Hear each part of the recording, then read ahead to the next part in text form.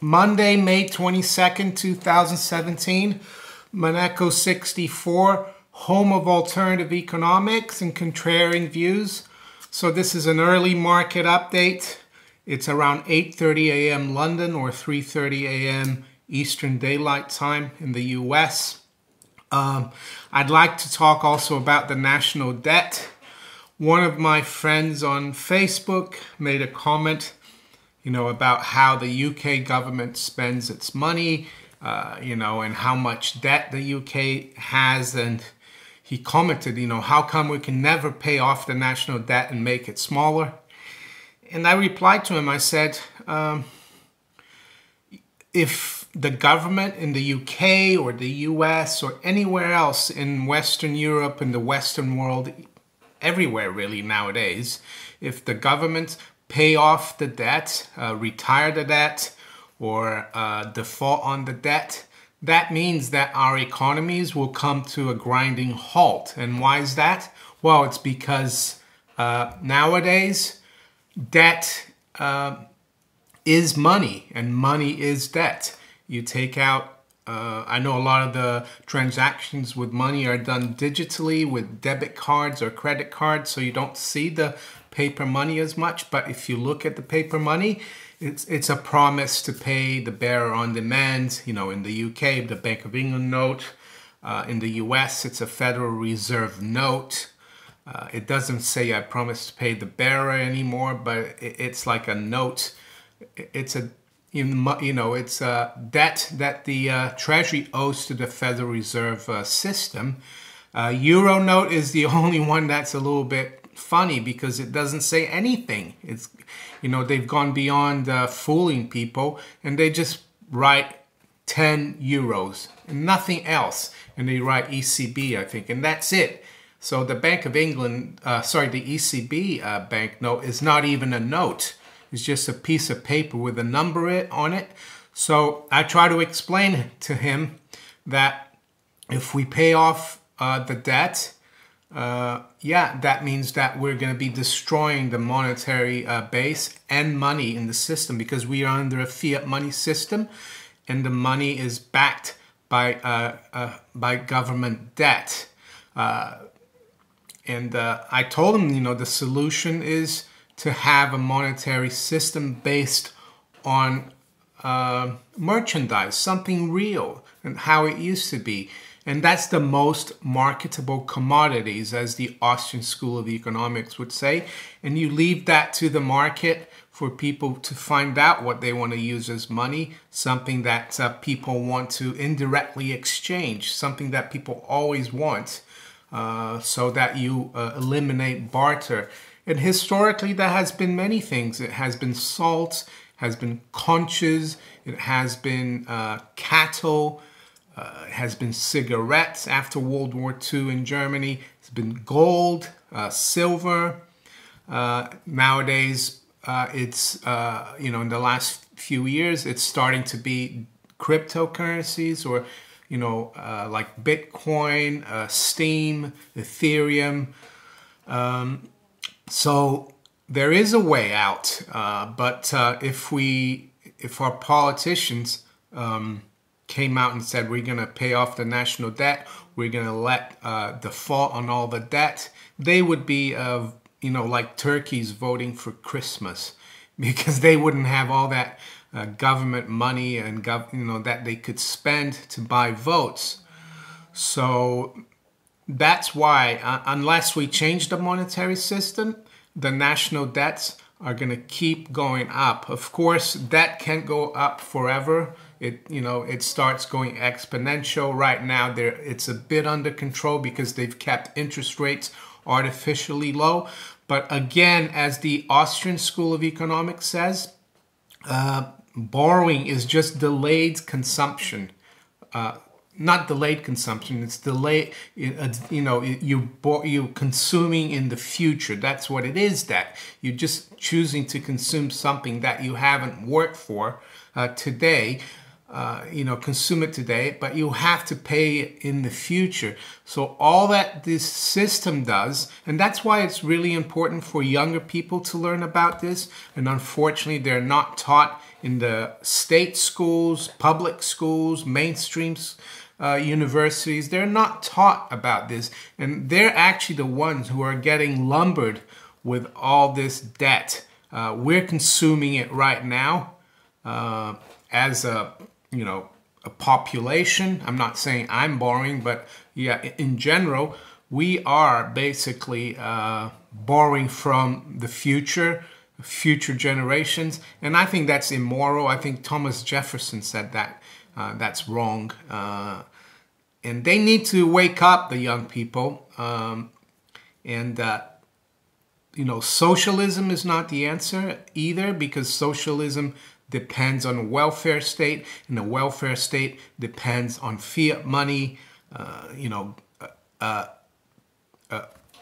A real money, free market system, like where you could have gold, silver, all competing currencies that weren't, related to government, where you didn't have a central bank. That's a good system, but we're going to have to end all the welfare, all the handouts, big government, and I don't see that at the moment. But it might have to come as a result of a big crisis. At the moment, you know, they can still keep the debt going. Back in the, there's an interesting story about the UK back in World War I, up to I think 1914 or 15 or even 1916. There's a Treasury official in the UK Treasury called Bradbury, and he basically issued Treasury notes, which he signed, to pay off, the war expenses, and he circumvented the banks. So the UK government was just issuing Treasury notes with no interest on it to buy all the, to finance World War I. But then the bankers realized that, they weren't getting, lending the money to the government so that they could make interest on it and make a profit on it. So that process where the UK Treasury could issue its own notes with no debt or no interest was stopped. And a lot of people talk about that, the Bradbury pound, they call it that. But I don't even think that's the solution, because I don't think government, government shouldn't create money out of thin air either, even though it might not have any interest in it. It's an improvement, of course, of what we have now, because all the money that's created now has an interest that we need to pay. So you always have to keep issuing more to pay off the interest. But I think the purpose, the function of government related to money should be nothing really. I might have argued in the past that they could, certify that the gold coins and the silver coins are, legitimate, and the weights and measures, maybe the weights and measures. But I don't even think that anymore. I think the market should decide. Consumers should learn about it. I mean, there will be a lot of people trying to fool people, but is it going to be any worse than what it is right now, where we get a piece of paper created by a banking monopoly that's worthless? I don't think so. So that's the part about the national debt and money. Now let's go to end with the markets.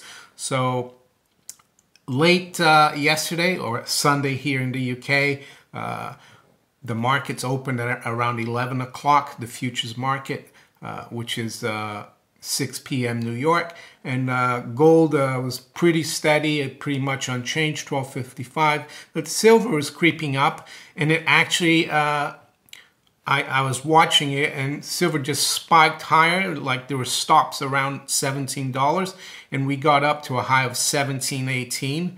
And after that, gold followed through a little bit and went to 12.58. But this morning I got up, and silver is below $17. Right now it's actually $16.97, up 11 cents. So silver's still doing fairly well.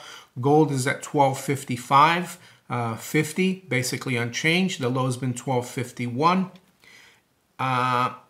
Currencies, The pound is very weak this morning. It's down 0.5% at 129.70.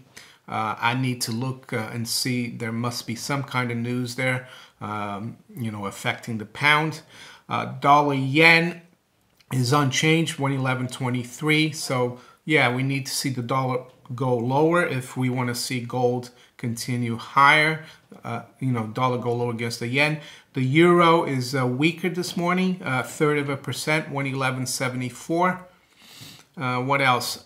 Stock market was doing a little better earlier on this morning. It was up about 50 points. The Dow right now, it's only up 20,822. S&P up 1.75 points, 2382.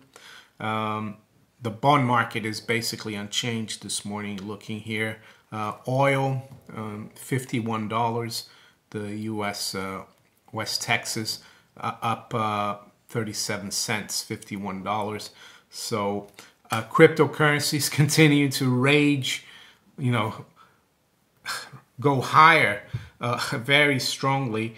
This morning we've got Ethereum, $167.95, up 12%. The high's been 169. Bitcoin, 2,159, up 5.8%. The high, 2,161. I think the web bot and Cliff High talked about Bitcoin at 2,300 or something. So we might have a little further to go. LITECOIN not doing much, 24.95. All the other ones are, the main cryptocurrencies that are up are Ethereum, Bitcoin.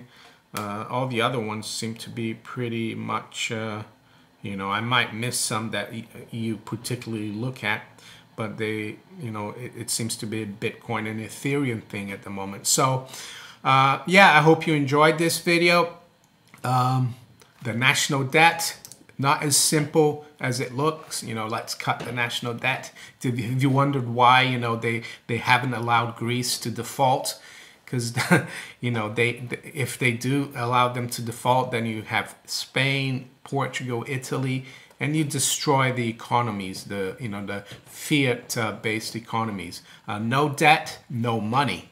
So, yeah, if you enjoyed this video, please give me a thumbs up, share it far and wide, subscribe to my channel if you haven't yet, donate to the channel. There's some links below in the description, and also keep watching my videos on Steemit as well. There's a link below to steemit.com. Take care. Goodbye.